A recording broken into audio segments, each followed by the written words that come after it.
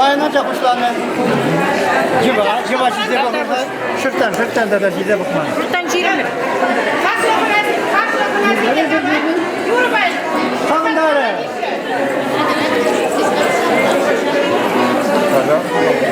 Nereden kuş? Kuyruk konuşma vurdur. Gıdeli duldi budur. Uyku bence ciğer kursuzlar budur. Orman bildiğimi bir kadar hasarlara kuzar mağlama olur. Orman kırık neşit siyah tarafının bakar.